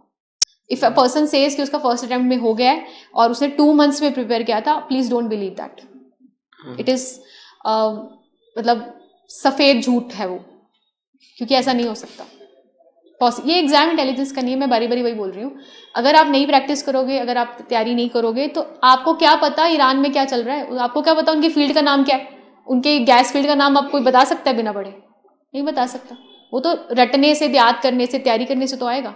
हाँ, मैथ्स के कॉन्सेप्ट में हिट एंड ट्रायल से आप क्वेश्चन बिना पढ़े भी सॉल्व कर सकते हो, that is an intelligence exam. तो गिव योरसेल्फ सम टाइम, अभी आपको बहुत कम टाइम हुआ है, ठीक है? आप बेसिक्स बिल्ड करो, basics, nothing can be substituted for basics. आप चाहे दुनिया जहान के आंसर्स लिख लो, अगर आपके बेसिक ही स्ट्रांग नहीं है, अगर आपको ज्योग्राफी का बेसिक ही नहीं आता, हिस्ट्री का बेसिक ही नहीं आता, फिर क्या पॉइंट है आंसर राइटिंग का? हाँ, आप जो क्लास में जा रहे हो लिखते रहो, कुछ तो सीखने को मिलेगा ही ना, बट ऐसा ना हो ना पूरा दिन निकाल दो उसमें, आप 4 घंटे 5 घंटे वेस्ट नहीं कर सकते आप उसके लिए। ये मेरे कहने का मतलब है। कोचिंग के साथ करते रहो, ठीक है, कुछ सीखने को मिल जाएगा, बट ऐसा नहीं है ना कि सारा फोकस उस पर डाल दो, बेसिक्स तो पढ़ नहीं रहे हो और आंसर्स लिख रहे हो। नहीं। हाँ, so this is what I'm trying to say. Focus on your basics first. We have done our foundation, so what should we do for answer writing? Are you attempting this? So focus on your prelims first of all. I don't think you should go for But mains. after that, like After prelims, Yeah. after clearing prelims, prelims, just focus on whatever notes you have for mains, and keep on writing the questions and structuring the questions. More than writing the questions, think in your mind, how will you attempt this question, what is the demand of the question, because 3 months में आप कितने questions attempt कर लोगे, but you can think a lot of questions. So keep on making structures in your mind. लिखना possible नहीं है, you don't have much time to solve a lot of questions, but you can think a lot of questions. You're understanding what I'm trying to say. Yeah. Writing will take a lot of time. Look at a question, see what is the demand, make a structure in your mind, try to apply in your mind itself. This is known as structuring. That you can do. And ma'am, what you have done for essay? Essay, I have not actually done anything for essay. Essay is best as raw as possible, in my opinion. If you try to use some structure in essay, you will write the way other persons are writing. जितना आपका unique हो सकता है ऐसे, उतना अच्छा होता है। मैंने फर्स्ट जब मेंस लिखा था, I got 122 without even writing a single ऐसे। रीजन, वो जितना रॉ होता है, जितना यूनिक होता है, जितना फ्लो वाला होता है, उतना अच्छा होता है। People organic, people use pastel approach, आपने पढ़ा होगा, पॉलिटी, अब कितना वो बकवास है, वो सभी लोग वही लिख के आ रहे हैं। जो इंसान एक दिन में इतनी सारी कॉपीज चेक करे, टीचर जो चेक कर रहा होगा, ही विल बी बोर्ड कि everybody is writing the same, there is no originality. So in my essays, I used to use my own personal experiences, my own hobbies, like the books I have read, जो मैंने novels पढ़े हैं, वो मैं references में use कर लेती थी, to make it more mine basically. अपना खुद का होना चाहिए इससे आपका, but flow हो उसमें. उसमें आप बहुत सारे जो है पॉइंट्स सोचो. अगर philosophical ऐसे आप कर रहे हो अटेम्प्ट, तो आप उसको जितना वाइड सोच सकते हो, रेलेवेंट वाइड, जितना रेलेवेंट तरीके से, लेकिन वाइड पर्सपेक्टिव में, उतना अच्छा होगा. एग्जाम्पल्स आप लेके आओ. एग्जाम्पल्स भी this time I did not use any cliche examples. Mahatma Gandhi, Swami Vivekanand, not that they are very great people, but everybody is writing the same person. Buddha, ठीक है, Mahatma Gandhi, Swami Vivekananda, Mother Teresa, I did not use any of them क्योंकि everybody is writing the same examples just to differentiate a bit. So I think essay is as raw as possible, best as raw as possible. Ma'am, you said that current affair notes will be not important for next year. So how do you like retain in your mind current affair things? Like, do you You make don't notes have to and- retain everything for the exam, first of all. You have to understand the way this exam works. Mugging up everything will not help you clear this exam. You go back to your previous year questions and see how the things are working. You need to make interlinkages in your mind. That does not come with mugging up of the facts, right? So आपको अपने दिमाग में interlinkages करने हैं, static के साथ उसको focus करना है. It doesn't mean you have to retain everything. Yeah. I understand what I'm trying to say. But आप how रीड to करते रहो, बट लर्न, मतलब रीड करते रहो, समझते रहो, उसको इंटरलिंक करते रहो, बट याद मत करो. समझ रहे हो डिफरेंस क्या है उसका? याद क्या क्या कर लोगे आप? It's not possible. But we have seen that you have gave so many examples in your answers. That so is your static portion. वो आपका ऑप्शनल है. ऑप्शनल को तो आपको करना ही पड़ेगा. आप बात करो करंट की. Yeah. हाँ, so that is current. Current is different. ठीक है, दिस इज कोर. कोर तो आपको करना है. मैम आपके साथ सेल्फ स्टडी में ऐसा हुआ है कि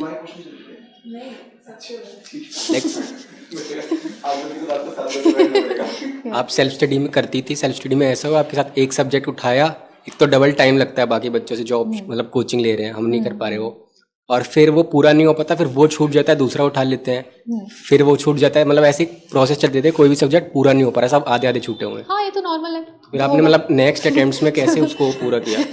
हाँ, दिस इज़ वेरी नॉर्मल. वो होता पता है कब है? जब आप एक सब्जेक्ट को बहुत ज़्यादा दिन दे देते हो. आपने 10 दिन से आप एक ही सब्जेक्ट पढ़ रहे हो. Now you are bored, you are not able to complete it. Now you are bored, you want to switch to other subject. उसको सही करने का तरीका ये है कि क्योंकि मैंने कोचिंग फाउंडेशनल कोई किया नहीं था, सो मैं तो क्या करती थी कि जैसे मुझे हिस्ट्री पसंद नहीं है, मैंने हिस्ट्री का कोई यूट्यूब पे कोर्स उठा लिया. अब मैंने वो 2x पे करके 5-6 घंटे में देख लिया. अब मुझे बेसिक सा पता लग गया है कि इसमें क्या क्या है. अब मैंने अपनी बुक्स उठाई, बट अब वही मैं कह रही हूँ, लर्न मत, मतलब उसको याद करने की कोशिश मत करो. उसको समझो, समझ आ गया, मूव ऑन कर जाओ. अपने आप को समझाना बहुत जरूरी है इस एग्जाम में कि ठीक है, बस इतना हो गया है, अभी अगले वाला कर लेते हैं. ये हो गया, ठीक है? लेकिन फिर आपने कहा नोट्स नहीं है, मतलब नोट्स, आपने कहा नोट्स बहुत इंपॉर्टेंट है, फिर हमारे नोट्स प्रिपेयर्ड नहीं है सेल्फ स्टडी के चक्कर में, ये एक इशू आता है. नोट्स देखो, अगर आप अपने अटेम्प्ट दिया कोई नहीं दिया ना, तो अभी आपको पता नहीं है नोट्स कैसे बनने हैं. ये बात है. अभी आप प्रीलिम्स अभी दे रहे हो, ये वाला दे रहे हो, तो आप मॉक पे फोकस करो. नोट्स पे, अब नोट्स देखो, नोट्स बनाने का एक टाइम होता है. अब वो टाइम जब ब्रीच हो जाता है ना, then don't think about notes. अभी 2 महीने हैं, 2 महीने अब नोट्स आपको सोचना ही नहीं है, क्योंकि बन ही नहीं सकते, टाइम ही नहीं है. अब आपका प्रीलिम्स क्लियर हो गया, अब आपको मेंस देना है, अब फिर नोट्स नहीं बन सकते. 3 महीने में कौन से नोट्स बनेंगे? फिर जो है वही लेके जाओ और भगवान पे रखो भरोसा और दे के आओ पेपर. हाँ, अगर आपका प्रीलिम्स, ट्रूली बिलीव कि आपका हो जाएगा, लेकिन अगर बाय चांस आपका एग्जाम नहीं होता है, अब आपको अगले प्रीलिम्स के लिए करना है, अब टाइम है नोट्स प्रिपेयर करने का. अब आप उठाओ मेंस के नोट्स, अब बनाओ, 4-5 महीने लगाओ उसके ऊपर अच्छे से. प्रीलिम्स मेंस के नोट्स जो भी बनाने हैं बनाओ, फिर आप मॉक्स पे आओ. तो नोट्स बनाने की एक सीमा घड़ी, एक तरीका होता है. वो ब्रीच हो जाए तो फिर छोड़ो, फिर लेट गो. सीधी सी बात है. देखो, कोई भी चीज़ है ना, उसको टाइम फ्रेम के हिसाब से सोचो. अगर आपको पता है कि 2 महीने हैं, तो अब नोट्स बन ही नहीं सकते. अब दिमाग में भी मत लाओ नोट्स के बारे में. अब ये मत सोचो कि मेरे नोट्स, मेरे फ्रेंड के पास तो नोट्स है, मेरे पास तो है नहीं, मेरा तो होगा नहीं, उसका हो जाएगा. ये चीज़ें बकवास होती हैं. अब आपके पास नोट्स नहीं है ना, तो मॉक्स कर लो, है ना. जो कर सकते हो वो तो कर लो, जो आप कर ही नहीं सकते वो कैसे करोगे? देखो, ऐसा होना ही चाहिए, इसके हुए बिना नहीं होगा, वो चीज़ें ना बहुत खराब करेंगी आपको. ठीक है, कुछ चीज़ें ऐसी होती हैं, बट वो आप अपने आप से सीखो. दूसरों के कहने, अगर मैंने बोल दिया कि नोट्स के बिना एग्जाम नहीं होगा, अब मैं तो बोल के चली जाऊंगी, अब जाके अब 2 महीने नोट्स बनाते रहो. अब तो आपके 2 महीने भी गए, प्रीलिम्स भी नहीं होगा. अपना दिमाग भी तो लगाना है ना, कि किस घड़ी में, किस टाइम पे, किस कंडीशन में आपको नोट्स बनाने. अब 2 महीने आप आराम से अपने मॉक्स करो, आपका प्रीलिम्स हो जाएगा. अब 3 महीने आपके पास हैं, अब आपके पास, आप खुद सोच के देखो, नोट्स बनाने का टाइम है नहीं है, तो बस मत बनाओ फिर। तो इस तरीके से अपने डिसीजन लो आप, किसी कहने पे मत करो। एक ये जो चीज़ होती है कि इस टाइम तक ये हो ही जाना चाहिए था, इस दिन तक ये कर लेना ही चाहिए था तो बहुत कुछ होता है, फिर नहीं हुआ ना। अब जो जितने दिन है, मेक अ लिस्ट कि ऐसे ऐसे काम करना है, उसको वर्कआउट करो बस। देखो डेफिनेट कुछ भी नहीं है, बहुत सारे लोग बहुत ज़्यादा पढ़ के गए होंगे, उनका पेपर नहीं होगा, है ना। तो परम्यूटेशन कॉम्बिनेशन बड़े बनेंगे इसमें।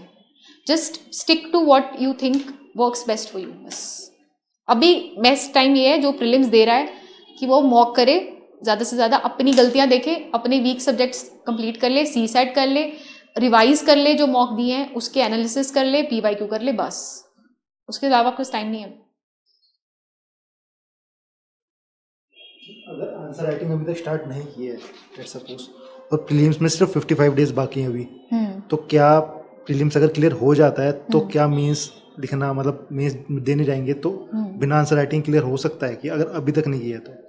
देखो सब कुछ हो सकता है, पहली बात तो ठीक है। ऐसे लोग हैं जिन्होंने बिना आंसर राइटिंग के निकाला है पेपर, और अगर नहीं भी निकलता है, ये सोचो मत कि नहीं निकलेगा, ठीक है। अगर ये सोच के जाओगे कि नहीं निकलेगा, फिर तो बिल्कुल ही नहीं निकलेगा, क्योंकि मेरे अपने एक्सपीरियंस से मैंने देखा है कि जिस एग्जाम में मैं सोच के जाती थी कि अब होगा, वो होता है, जिसमें सोच के जाती थी नहीं होगा, वो नहीं होता, ठीक है। तो मेरा पहला प्रीलिम्स निकला था, तो मैंने अपने ही फ्रेंड्स को, अपने भाई को बोला था ये बात कि अब नहीं निकला ना तो कभी नहीं निकलेगा। इस वाले मेंस में मेरे को पता था कि मेरे मार्क्स आएंगे, पिछले मेंस में मेरे को पता था नहीं आएगा, मेरा नाम नहीं आने वाला है। तो आप सोच के मत जाओ कोई भी चीज़, जो आपके पास बेस्टेस्ट पॉसिबल सिनेरियो में आप कर सकते हो ना, वो करो। क्योंकि आप बेस्ट करने के चक्कर में जो मिनिमम बेयर पॉसिबल है वो भी नहीं करोगे। अभी देखो, आप अभी आंसर राइटिंग के बारे में सोच रहे हो, आप सारा जो 55 डेज है वो प्रीलिम्स के मत खराब करो ना। आप दिमाग में ही मत लाओ मेंस के बारे में, कुछ भी मत लाओ। प्रीलिम्स क्रैक करो, उसके बाद आपके पास जो टाइम है 80 डेज है मान लो। अब आप सोचो इस 80 डेज में बेस्टेस्ट पॉसिबल सिनेरियो क्या है ना। क्योंकि आपने अपना फायदा देखना है, कोई क्या कह रहा है छोड़ो वो सब। आपके पास 80 दिन है, अब आप अपने दिमाग में ला लो, लेके आओ कि अब मैं नोट्स तो बना नहीं सकते, हम आंसर राइटिंग नहीं की हुई, तो सीखो, जितनी हो सकती है मैक्सिमम सीखो। क्योंकि मैं कोई बात बताती हूँ, जिन लोगों का एग्जाम नहीं होता ना, आज 90% का पता है क्यों नहीं होता, क्योंकि वो दिल छोड़ चुके होते हैं। बस लास्ट का 1 मंथ वो नहीं पढ़ेंगे। वो मेरा फर्स्ट प्रीलिम्स इसीलिए नहीं हुआ था, मेरे प्रीलिम्स हमेशा 1-1, 2-2 नंबर से रहे, जो 2 प्रीलिम्स रहे हैं मेरे, वो इसीलिए नहीं होते थे क्योंकि मेरे को एंड में मेरे को समझ जाता था मैं क्या करूँ, मेरे हाथ पैर फूल जाते थे, मेरे को डर लगने लग जाता था, ठीक है। तो आप अगर प्रीलिम्स के 1 दिन पहले तक या 2 दिन पहले तक पढ़ रहे हो, you are in the game. अगर आप 1 महीना पहले छोड़ चुके हो पढ़ना, you are out of the game. सीधी सी बात है। ये पेपर हिम्मत और ना छोड़ने और कंसिस्टेंटली काम करने से होता है। ये अब इसकी कोई बेस्ट स्ट्रैटेजी नहीं है, परफेक्ट तरीका नहीं है इसका, कोई इसके बिना नहीं होगा या इसके साथ ही होगा, ऐसा कुछ नहीं है। ऐसे लोग सरप्राइजिंग निकले हैं, मैं खुद जानती हूँ जिनका फर्स्ट अटेम्प्ट में विदाउट आंसर राइटिंग उन्होंने मेंस के बीच में किया, उनका लक्ष्य भी साथ में था, सब बढ़िया हो गया, निकल गया एग्जाम। ये है। तो अभी तो आप अपना ना टारगेट्स बना के चलो कि प्रीलिम्स निकालना है, फोकस ऑन प्रीलिम्स। प्रीलिम्स हो गया, मार्क्स बनाओ आके, और बना लो मार्क्स। 15 दिन बर्बाद होते हैं नहीं तो रिजल्ट आने में। मार्क्स बनाओ, हिम्मत रखो, क्योंकि आगे पता नहीं और कितनी हिम्मत करनी पड़ेगी आपको कि जब एग्जाम, क्योंकि तो किसी भी स्टेज पे रह सकता है ना। तो आप आके मार्क्स बनाओ, अपने अगले दिन दूसरे दिन तक बनाओ, टाइम मत वेस्ट करो। अगर आपको लग रहा है आप सेफ मार्जिन में हो, स्टार्ट योर मेंस। अगर आपको लग रहा है आप बिल्कुल आउट ऑफ द गेम हो, तो अपना अगले प्रीलिम्स की तैयारी शुरू कर दो। आप अगले मेंस की अपने वर्कआउट करना शुरू कर दो। ठीक है, 1-2 दिन आप रेस्ट करो, 1 हफ्ता रेस्ट करो बस, लेकिन स्टार्ट फेसिंग द रिजल्ट। आपको फेस करना ही पड़ेगा, कोई ऑप्शन नहीं है उसका। मेरे साथ ऐसा नहीं हो सकता था, मैंने किसी का क्या बिगाड़ा था, मैं अनलकी हूँ, कोई मतलब नहीं है। किसी के साथ कुछ भी हो सकता है, किसी के साथ कितना भी बुरा हो सकता है, और हो जाता है लोगों के साथ, हमें पता भी नहीं, हमसे भी बहुत ज़्यादा बुरा हो जाता है किसी के साथ। Start facing.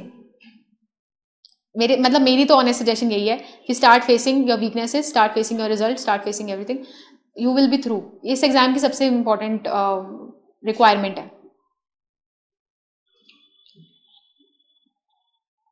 ठीक है।